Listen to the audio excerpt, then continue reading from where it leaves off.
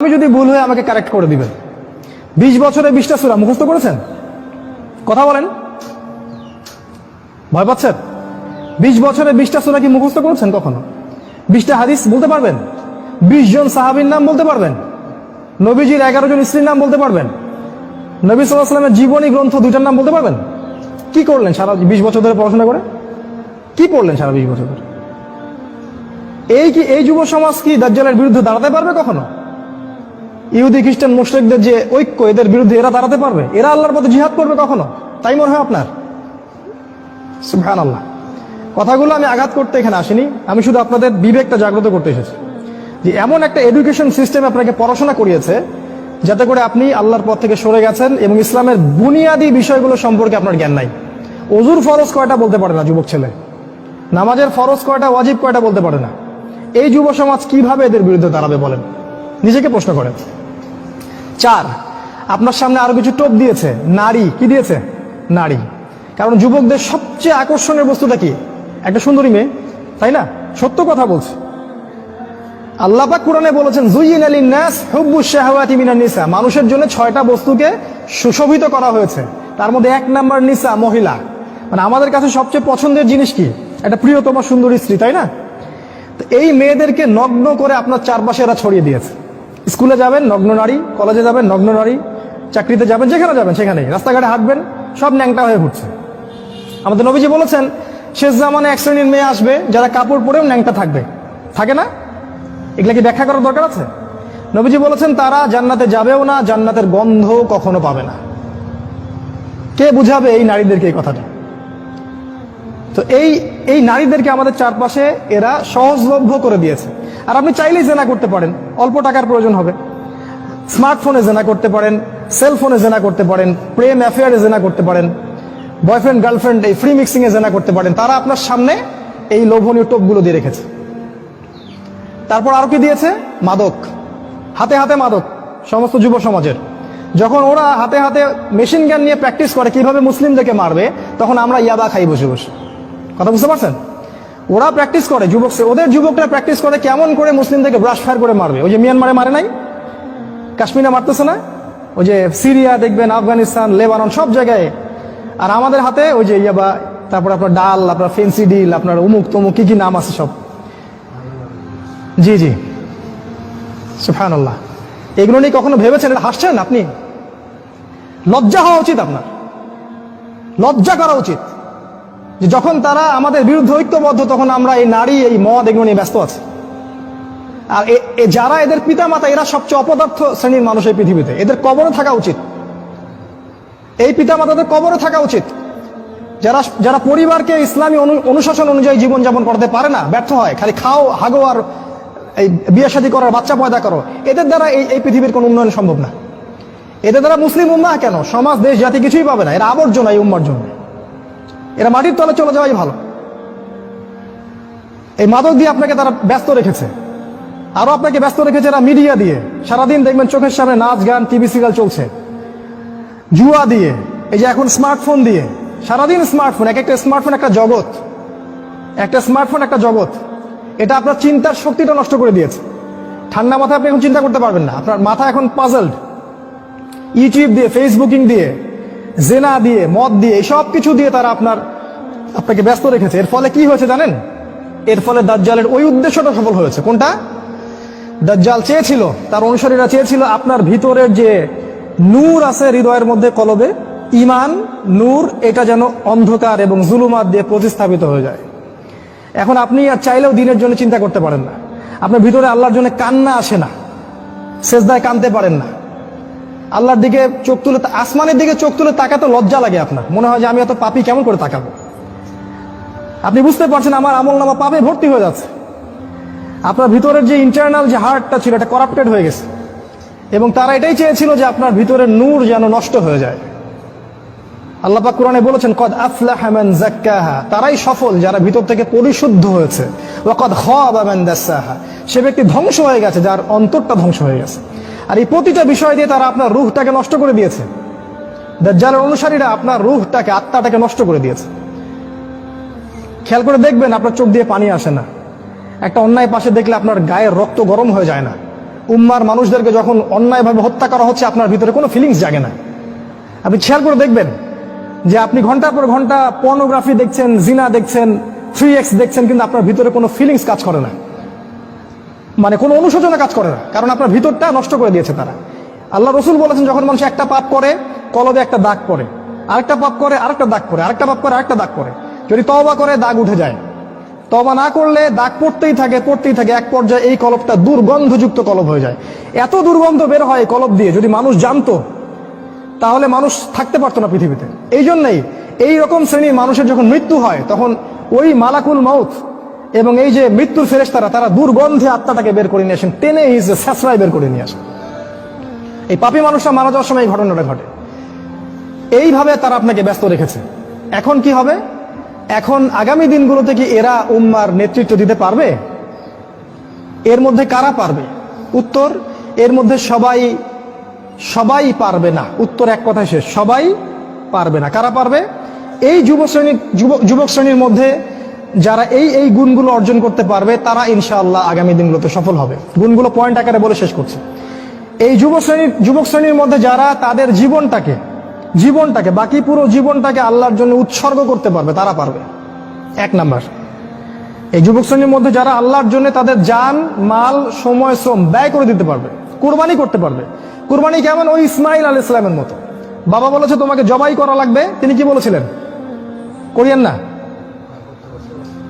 তিনি বলেছিলেন, আপনাকে আল্লাহ যে আদেশ করেছেন সেটাই করেন, আমাকে ধৈর্যশীল পাবেন ইনশাআল্লাহ। এরকম ছেলে পাবেন এখন? তো এরকম নিজের জান, মাল, সময়, শ্রমকে আল্লাহর পথে উৎসর্গ করে দেওয়ার মানসিকতা আগে তৈরি করতে হবে। এটা এক নাম্বার। দুই নাম্বার, জ্ঞান অর্জন করতে হবে। এই যুবক শ্রেণীর মধ্যে যারা জ্ঞান অর্জন করবে, কোরআন সুন্নাহর পাশাপাশি সমসাময়িক অর্থনীতি, রাজনীতি, বিশ্ব সবকিছু সম্পর্কে জ্ঞান থাকতে হবে।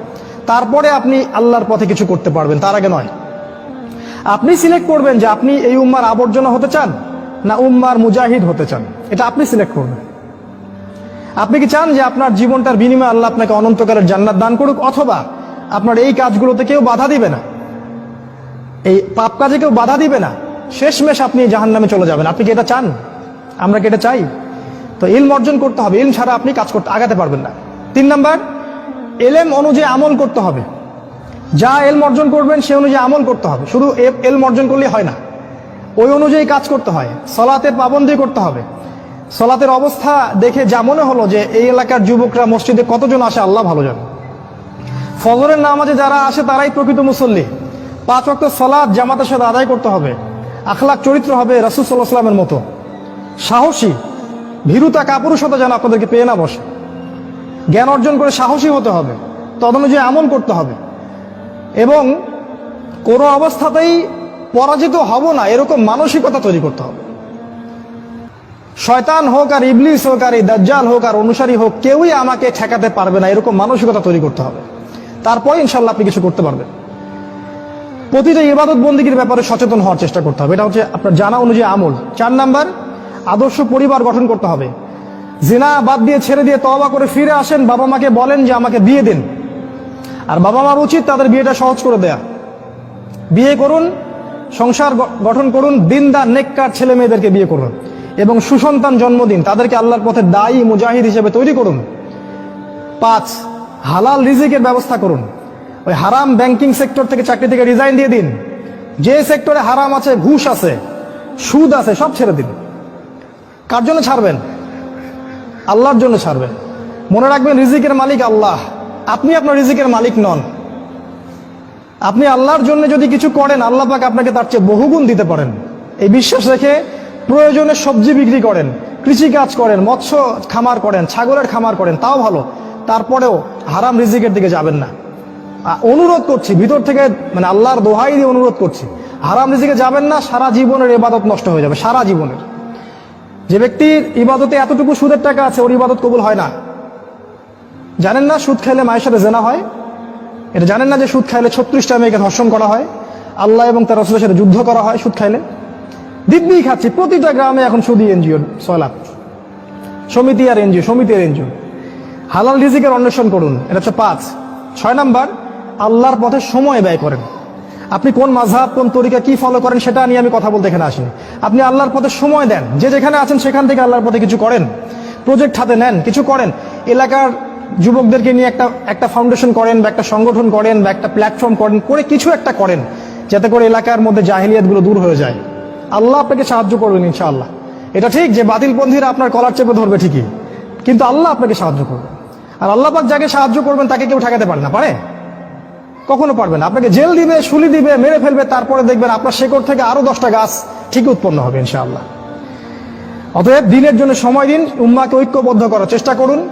আরেকটা নসিহা করব, দলাদলির মধ্যে যাবেন না, ইখতিলাফি ফিরকা দলাদলির মধ্যে যাবেন না। তুই অমুক আর তুই তমুক আর তুই এই তুই সেই, এগুলোর মধ্যে যাবেন না। সবাইকে নিজের ভাই ভাবতে শেখেন। আর দু একটা পয়েন্ট বলে শেষ করছি, সেটা হলো যে শেষ জামানার যে হাদিসগুলো আছে, কোরআন এবং হাদিসগুলো আছে, বই পুস্তকগুলো আছে, এগুলো একটু বেশি করে পড়েন, তাহলে আপনার চোখ খুলে যাবে যে সামনে কি হতে যাচ্ছে।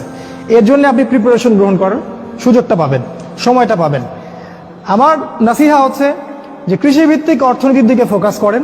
প্রত্যন্ত জায়গাগুলো যেগুলো আছে গ্রামাঞ্চল, সেখানে জমি কিনেন। শহরমুখী হবেন না, শহরগুলো আস্তে আস্তে ধ্বংস হয়ে যাবে। প্রতিটা শহর আস্তে আস্তে ধ্বংস হয়ে যাবে, ওদিকে ফোকাস করবেন না। গ্রামাঞ্চলের দিকে ফোকাস করেন, এদিকে আপনি জমি কেনেন, ডেইরি প্রজেক্ট করেন, পশুর খামার করেন, মৎস্য চাষ করেন, কৃষিকাজ করেন, এই দিকে ফোকাস করেন। ওইদিকে ফোকাস করবেন না, সামনের দিনগুলোতে এগুলো থাকবে না। ব্যাংকে অনেক বেশি টাকা থাকলে সেগুলো বের করে ফেলেন, বের করে গবাদি পশু কেনেন, সোনা কিনেন, রূপা কিনেন, জমি কেনেন। অনেক বড় অঙ্কের টাকা এইভাবে রাখবেন না, কারণ ব্যাংকিং সিস্টেম সামনে থাকবে না, ইলেকট্রনিক মানি সামনে থাকবে না। এখন যেমন ইলেকট্রনিক মানি দিয়ে সব লেনদেন করছেন, এটাও সামনে থাকবে না। আপনি সামনে নিঃস্ব হয়ে যাবেন, নিঃস্ব। এটা শুধু সুপরিকল্পিত একটা চক্র সারা বিশ্বে কাজ করছে। আর আস্তে আস্তে সামনের দিন যত আসবে, মুসলিমদের উপর নির্যাতন তত বাড়বে, এবং মুসলিমদের অবস্থা আস্তে আস্তে আরো খারাপ থেকে খারাপের দিকে যাবে, আরো বিভক্তি বাড়বে, আরো দেখবেন কত ফিতনা আকাশ থেকে পড়বে আল্লাহ ভালো জানেন। মহামারীর পরে আরো কিছু আসবে, তারপরে আরো যুদ্ধ হবে, আরো ফিতনা আসবে। এক কথায় সারা বিশ্বে ফিতনা দিয়ে আরো ভরপুর হয়ে যাবে। সামনের দিনগুলো অত্যন্ত ভয়াবহ। এর জন্য প্রিপারেশন গ্রহণ করেন। আমি কিছু নসিহা করলাম, এগুলো যদি আপনাদেরকে ফায়দা দিবে বলে মনে হয় আপনার কাছে, এগুলো অনুসরণ করতে চেষ্টা করতে পারেন। আর যদি মনে হয় এগুলোতে কোনো ফায়দা নাই, তাহলে আপনার কাছে কয়েকটা অপশন আছে। আপনি যেভাবে দুনিয়ার পিছনে ছুটছেন সেটাও ছুটতে পারেন, এক পর্যায়ে ছোট আপনার শেষ হয়ে যাবে মৃত্যুর মধ্য দিয়ে। অথবা আপনি আমার কথাগুলোকে যাচাই বাছাই করে মেনে চলার চেষ্টা করতে পারেন। তখনই এই কথাগুলো গ্রহণ করবেন যখন আপনার কাছে মনে হবে যে কথাগুলোর বাস্তবতা আছে, যুক্তি আছে। আজকে এতটুকু বলে শেষ করছি। ইনশাল্লাহ আগামী কোনো দিন আরো ডিটেলস শেষ জামানা নিয়ে আমরা কথা বলবো। আমরা এই পর্যায়ে দোয়া করছি আল্লাহ পাকের কাছে, মাগরিবের সময় হয়ে গেল, যে আল্লাহ পাক যেন আমাদের সবাইকে দাজ্জালের ফিতনা থেকে বাঁচিয়ে রাখেন, এবং তার অনুসারীদের ফিতনা থেকে আল্লাহ পাক যেন বাঁচিয়ে রাখেন। আল্লাহ পাক আমাদের ভিতরের চোখটা খুলে দেন। আল্লাহ পাক যেন আমাদের হায়াতের রিজিকে বরকত দান করেন, জ্ঞান অর্জন করার তৌফিক দান করেন, সেই অনুযায়ী আমল করার তৌফিক দান করেন, এবং শেষ জামানায় এই উম্মতের জন্য কিছু করে যাওয়ার তৌফিক আল্লাহ পাক যেন দান করেন। আল্লাহুম্মা আমিন। আমি শেষে রিকোয়েস্ট করব, রাসূল সাল্লাল্লাহু আলাইহি ওয়াসাল্লামের জীবনী ভালো করে পড়েন, এবং প্রত্যেক সাহাবীর জীবনী পড়েন, দেখেন তারা কিভাবে তাদের যৌবনটাকে আল্লাহর জন্য কুরবানি করে দিয়েছেন। উগ্র পন্থায় যাবেন না, শৈথিল্য পন্থাও যাবেন না, মধ্যমপন্থী হন। আগামী দিনগুলোর জন্য প্রিপারেশন গ্রহণ করুন। আল্লাহ পাক আমাদের সবাইকে তৌফিক দান করুন। আল্লাহুম্মা আমিন। আকুলু কওলি হাযা আস্তাগফিরুল্লাহ লি ওয়া লাকুম ওয়া লিসাইরিল মুসলিমিন। বারাকাল্লাহু লানা ওয়া লাকুম বিল আয়াতিল হাকীম। ইন্নাহু তাআলা জাওয়াদুন কারীমুর রাউফুর রহিম।